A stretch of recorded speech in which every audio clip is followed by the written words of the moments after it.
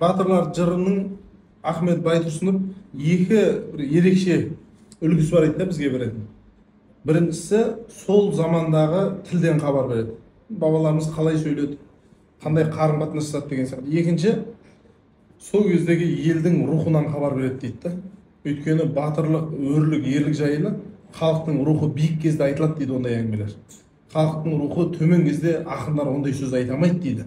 Әлқисса әңгіменің тоқетері Тоқтарбай деген бай болады, төрт түлігі сай болады, бірақ бір перзентке зар болады. Кейін Алла тағала оған бір ұл, бір қыз нәсіп етеді.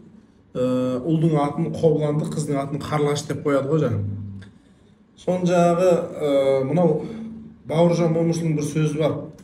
Ол Бауыржан Момышұлының айтқан сөзі, ерлік ол туа бітті қасиет емес, ол дұрыс берілген тәрбиенің жемісі дейді. Сон жаңағы баулысын деп 90 құл бар Тоқтарбайдың, соның Естемес деген 90 құлдың бастығы бар. Ол Естемес деген өзі әбден қылышты найзаны меңгерген ер, Естемес те ер еді деп жырда айтады. Сол жаңағы Естемес жаңағы ерлікке баулысын деп жібереді ғой қасына. Сон жаңағы қылыш тасуды, найзаласуды, садақ тартуды бәрін үйретеді. Содан мына жерде жырда бүйтіп айтады да, Тоқтарбайдың жылқыда 90 құлы бар еді, 90-ның бастығы Естемес деген ер еді дейді ғой. Қобыландыны барғасын Естемес ерің баулайды. Содан бір күні бір шу шығады. Сол мынау не шу деп сұрайды да. Сөйтсе Естемес айтады, мынау Қызылбастың жұртында бір Көктім аймақ деген хан бар. Сол жаңағы жебе жетпейтін жерге бір алтын жамбыны іліп қойған. Содан шарт қойып отыр. Кім соны атып түсірсе қызым соған берем. Оның жаңағы кім екеніне қарамайым деген. Содан жаңағы шабатына дүбірге шыдамайды деп Қобыланды мен барам дейді ғой. Соны Естемес айтады, енді Қобыланды жас бала, Естемес деген ол әбден буыны бекіп, омыртқасы қатқан батыр тәжірибесі бар. Ол айтады, біріншіден ол бөген жұрт. Сен жамбыны атып түсірамайсың біріншіден. Сен жассың дейді. Екіншіден, жамбыны атып түсірсең де олар саған қызын бере қоймайды дейді да.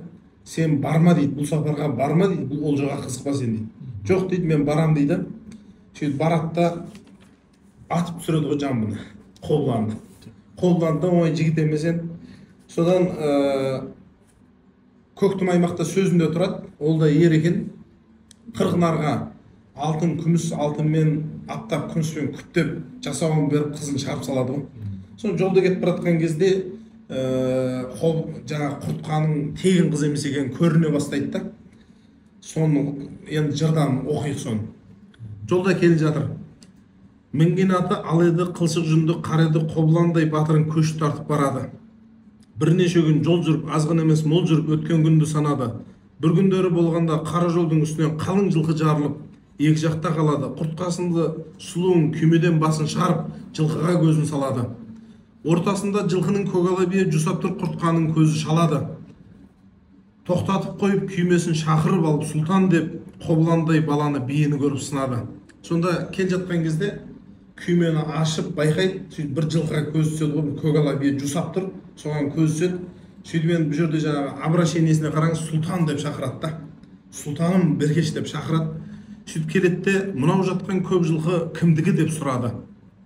Сонау тұрған биені мені берсең де алғын деп батырға әмір қылады дейді. Мына биені мені берсең де алшы дейді ғой жаңа батырына. Сұлтан деп шақырады. Енді бұл жерде міне құртқаның жаңа ерекшелігі көріне бастады да, әлі келін болып түскен жоқ мына жұртқа. Жолда келе жатып күйеуінің қамын ойлауды бастап кетті. Одан кейін жаңағы ерді де танитын қасиетін байқаймыз. Жылқыны да танып тұр да, мынаны мені берсең де ал деп, күйеуінің жолында өзін құрбан қылып тұр ғой былайша айтқанда. Енді күйеу мен әйелдің арасындағы сыйластық осындай бір-бірін бағалаудан туады екен. Ғалымдар айтады, ерлі-зайыптың арасындағы әзіл ол өте құнды нәрсе деп айтады да. Енді осылай бағалап тұрған екен, Қобыланды түсінеді, бір құрмет туындайды да, жырда былай суреттейді. Батыр Қобылан күледі, әзіл айтып біледі. Басын доққа байлаған сені берсем қыз құртқа, бір елдің малын аларым деп езу тартып күледі. Осы жатқан көп жылқы немере туған ағамыз Сәлімбай байдың жылқысы, жанындай мені көреді, не сұрасам береді дейді. Бұл Сәлімбай деген немере туған ағамыздікі, ол енді мен жақсы көреді, не сұрасам да береді дейді ғой. Содан кейін қыз құртқан жаңағы батырды бағалауынан, қамын ойлағаннан бір баға шығып тұр да, сені берсем мен бір мемлекеттің малын аламын ғой деп тұр да. Ол құрмет қайдан шықты? құртқаның даналығынан шығып тұр ғой негізінен. Соң ары қарай құртқа сөйлейді. Тағы құртқа сөйлейді, сөйлегенде бүй дейді, құлақ салып сөзіме бер таман кел дейді. Тобылғы меңді торатың, жауға мініп шабуға жарамайды бұл дейді. Жансерік атың сұлтаным, көгала бие ішінде көк бурыл құлын бар дейді. Жансерік атың сол дейді. Бұл сөзімді біл дейді. Құртқанның сөзін сынарсың, жылқысы болса ағаңның ала көр бірақ сен дейді. Енді бірнеше сәтті байқауға болады. Біріншіден астындағы атың жауға мініп шабуға жарамайды. Сонда Қобыландың ертең елдің сөзін ұстайтын, елдің ісіне араласатын жігіт екенді бағалап үлгерді. Ал енді сенің мінетін атың ана көгала биенің ішінде тұр дейді ғой. Соны сұрап алмасаң болмайды. Содан енді Қобыланды ойлайды да, енді бұл өзі ханның қызы. Одан кейін жолда келе жатып ана биені көріп, мына атыма баға берді, өзіме баға беріп тұр. Бұл тегін емес, мен осыны алдырайын деп, естемес шақырып алып айтады ғой, аға барып, мына 40 нарды жүгімен астына биені берсін деп сұрап жатыр деп, Сәлімбай ағама сәлем айтыңызшы дейді ғой. Сөйтіп барады, осындай Қобыландыңыз Көктім аймақтың қызын алып келе жатыр. Соны көгала биеге көз түсіп, осылай 40 нарды жүгімен алсын деп мені жіберген жайы бар, не дейсіз дейді ғой. Сөйтіп Сәлімбай айтады дейді. Сәлімбай бай сөйледі, бұл жібердім қалаға, бұзау баспақ танаға арна бердім балаға. Бір тайдың несін сұрайды, әкете бермей далада. Бір тай түгіл Қобыланнан жалғыз жаным садаға, қалағанды алдым деп мақтанып барсын алдына тоқтарсын дағаға дейді. Қобыланды қызық дейді да, сол тайды сұрамай әкете бермей ма дейді ғой. Одан кейін бұл жібердім қалаға, бұзау баспақ танаға арна бердім балаға деген жерінен сол естіп қалаға сыйлыққа адам жіберіп қойған екен да. Сыйлыққа, бөлек сыйлыққа бір адам жіберіп қойған, тайды сұрамай әкете бермей ма дейді ғой. Енді бұл жерден жаңағы сол кездегі ағалардың болмысын байқаймыз ғой. Сөйтіп жолда келе жатқан кезде көгала бие құлындайды, соны жаңағы баптауын былай суреттейді да. Алтын тонға ұрады, аузын үріп сыпырып, маңдайынан иіскеп шүкір қылып хаққа тұрады. Аршын басты бурлы қабырғада қанаты сұлтанның жанаты, күн түсірмей көзіне, жел тигізбей өзіне, үстіне шатыр тіккіз дейді. Сонда атқа қарап атқан жоқ, негізі жарына жағдай жасап жатыр, жарының қамын жеп жатыр да бұл жерде. Содан енді атты ары қарай баптап жатыр, жырда былай суреттейді. Бұл енді поэзияның бір ғажап бір үлгісі, өзіме қатты ұнады. Тыңдап көріңіздер. 6 жаста ақтатты, өзіне өлшеп бұрылдың алтыннан тұрман қақтатты. Ат болар деп батырға бұрылым мақтатты. Құртқа сұлу батырға қарғай нейза саптатты. Алмас қылыш шоқтырып күмістен қынын шақтатты дейді. Осылай баптап жатыр. Содан бір күні мынандай бір жағдай болады. Мынау Қызылбас деген жұрттан бір батыр шығып, Қазан деген ер шығады да, сөйтіп айналадағы түрік жұртына маза бермей тисе береді ғой. Содан түн болғанда жұлдыз шығады, ел басына күн туғанда батыр шығады деп, Сейілдің ұлы Қараман деген батыр неге тиіседі ол? Осындай елдің жаңағы сөзін сөйлейтін батыр жоқ деп ойлама деп, жаңағы жоқ аттанады ол жақ елдің қамымен. Сөйтіп кетіп бір атқанда бір ақсақал айтады, ай Қараман шырағым дейді, мынау ниетің өте дұрыс, елдің сөзін сөйлеп елдің қамымен жорық аттанып баратсың, бірақ ана бар жатқан жұртында оңай емес дейді. Сен мына Тоқтарбайдың бір Қобылан деген баласы өсіп келе жатыр, батыр жігіт, соны қасыңа ертіп ал, саған керек болады дейді ғой. Дұрыс деп жөндеп жолда жаңағы Қобыландыға соғады. Сөйтіп Қобыландыға айтады, осындай мақсатпен кетіп баратырмын дейді. Сен менімен бірге жүресің бе, ересің бе дейді ғой. Соны Қобыланды айтады, ай Қараман бауырым, алған мақсатың, ниетің дұрыс екен. Мен еретінен бірақ бір мәселе бар, мен атымды құртқа баптап жатыр еді әйелім. Ат дайын екен, соны білейінші дейді. Ат дайын болса мен аттанам сенің бірге дейді. Сөйтіп жаңа естемес жібереді ғой, аға барып біліңізші, ат дайын екен деп. Сондағы жаңа құртқаның шығуын жырда былай суреттейді. Сонда сұлу қыз құртқа қылаң етіп, қылт етіп, сылаң етіп, сылт етіп, шекеде шоғы жылт етіп, саулынгендей ыңқылдап, күшігендей сыңқылдап, сүмбіледей жытылдап, буыны түсіп бұлқылдап, алтын қалпақ дулыға шекесінде жарқылдап, мақпал төсек мамықтан алтын екі ақтамақ көтеріп басын сөйлейді, естемес құлға бұлқылдап дейді. Сондағы құртқаның айтқаны, екі саулық бір қозы берер едім қырқарға, дүниядағы адамзат жан тояма іңкарға, жұмсады ма сіздерді үйдегі бұрыл тұлпарға, дұғай сәлем дегейсің тұлпарына жұмсаған жұрт ие сұңқарға, және де сәлем дегейсің Қарамандай құрдасқа, заманы бірге сырласқа, жылы бірге жылдасқа, жау бірге мұңдасқа. Сонда жаңағы сұлтаным деп тағы да ардақтап тұр. Одан кейін сәлемжа Қараманға да айт деп тұр, өйткені оқиғаның ішінде Қараман да бар да, бүкіл оқиғаның бәрін қамтып байқап тұр ғой. Сол ары айтады, жұмсады ма сіздерді біздей нашар жолдасқа дейді. Өзін қалай айтып жатыр? Өзін төмендетіп жатыр, төмендеген сайын биіктеп баратыр да, жалпы әйелдің табиғаты осы екен ғой негізі. Күйеуін құрметтеп, төмендеген сайын биіктей береді екен ғой. Соны биіктеп, міне қазір 500 жыл өтті ма, 1000 жыл өтті ма, біздің дастарханда әңгіме отырды жаңа құртқандан алға. Жұмсады ма сіздерді біздей нашар жолдасқа, жолдасына жұмсаған басқұрмалық дегейсің, Қараспан тауды жайлаған қалғы еш жолбарысқа, әуелі Құдай алмасын, алдартын шалмасын, тілімді алса сұлтаным, бұл сапарға бармасын, бұл олжадан алмасын, көп жылады дегейсің үйдегі нашар жолдасың. Жылап сұрап жатыр, бурылдың 43 күндік кемдігі бар, ат дайын емес, бұл сапарға бармасын деп, жылап тұрып айтты деп жеткізіңізші дейді ғой. Сөйтіп баратты айтады, ат дайын емес екен дейді. Сөйтіп Қобыланды айтады, ойында түк жоқ, қараман бауырым, ат дайын емес екен, сен бұл сапарға өзің аттана бер, тағы бір жорыққа бірге барармыз дейді ғой. Соны жаңа жігіттерден мінез бар ғой, кейде бір қаттырақ айтып жібереді. Қараман айтады, сапарға шығатын кезде қатынға ақыл салдың, өзіңде қатын болдың ғой дейді, кетіп қалады ғой. Енді бұл ауыр тиеді. Ауыр тигеннен кейін былай деп ойлады Қобыланды. Мына құртқа сөзге сынық қылды осы жігіттің алдына, барып басын шоп тастайын дейді ғой. Соны қараңыз енді.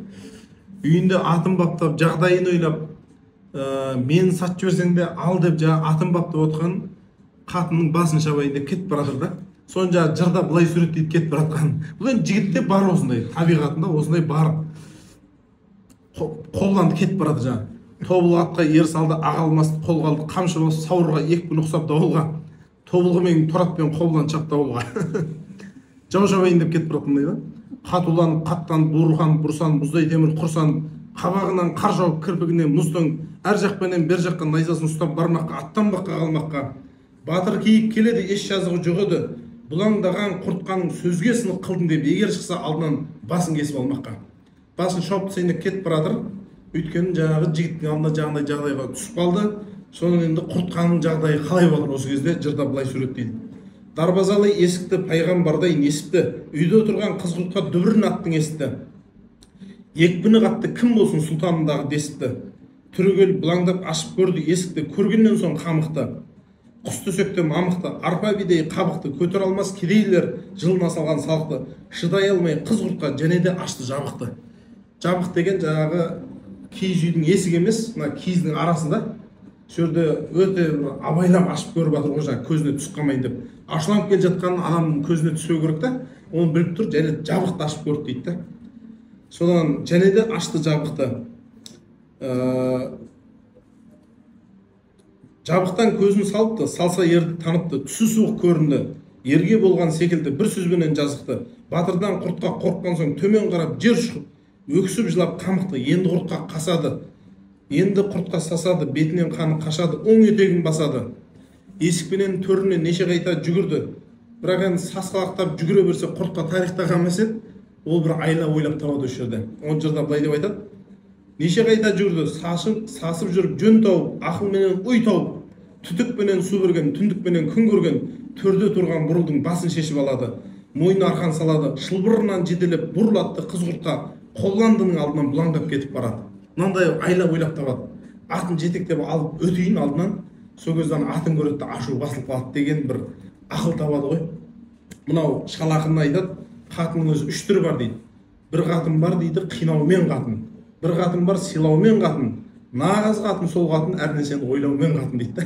Сол жаңағы Абай былай деп суреттейді жақсы жарды. Ойыңа ой қосады, ақылдассаң дейді. Жаңа ақылды әйел болады деген бәрінен биік сипаты сол. Соның жаңағы тактиканың жемісін жырда былай суреттейді ғой. Бұрылды көзі көрген соң Қобыландай батырдың құртқадан қайтты азары, бұрылға түсті назары дейді. Жеміс береді, ол жеміс берген ашу қайтып кеткен құртқа түсінеді, бірақ жаңағы арғарап, еркелеп, осы тірлікті соңына шейін апарып тастайын деп былай істеп жатыр дейді. Батырдың сөзін естіп, батыр жанына келгенде наз қылса да қорқса да, жырда айтып тұр, негізі ара еркелеп тұр да, қорқып тұрған жоқ. Құртқасынды сұлуың төмен қарап жер шығып, өксіп жылап қамықты дейді. Арғай жылап тұр дейді. Бірақ енді ешқандай қауіп жоқ екен біліп тұр. Сөйтсе Қобыланды басын шабайын деп жатқан Қобыланды бүйтеді дейді ғой. Қызыл тілім шешенді, қатардан басым көсемді, артықша туған құртқа жан атың әйел десем де басқа әйел болғанда қауіпсіз болып тұрғанда кеудеден басың кетерді. Сен орнына басқа әйел болғанда басың кететін еді ғой дейді да. Менің көзім тіріде ердің құнын жесең де құртқажан неге қамықтың, жолбарысыңмен есен де. Құс төсекте мамықты, арпа бидей қабықты, мені көріп құртқажан қуанбасаң қамықпа. Менің көзім тіріде қараңғы түн ішінен шығарармын жарыққа. Осы барған сапардан есен барып сау қайтсам, әйелде болсаң құртқажан хан қылармын халыққа деп мақтап көтермелеп жұбатып кетеді ғой жаңа. Сөйтсе құртқа да қоймайды дейді, құртқа айтады дейді. Сіздер сұңқар біз қарға, сіз даладан келгенде ажырайып қарауға жарамаймыз ғой бетіңе деп айтады дейді. Енді жырдың басынан соңына шейін қараған кезде құртқаның атқа мініп жау шапқан ешқандай ерлігі жоқ. Тек күйеуін құрметтей берген, күйеуіне жағдай жасай берген, соны сұлтаным, жолбарысым, арыстан деп ардақтай берген. Содан тарихта қалған екен, құпиясы сол. Мен басқа құпиясын көрмедім.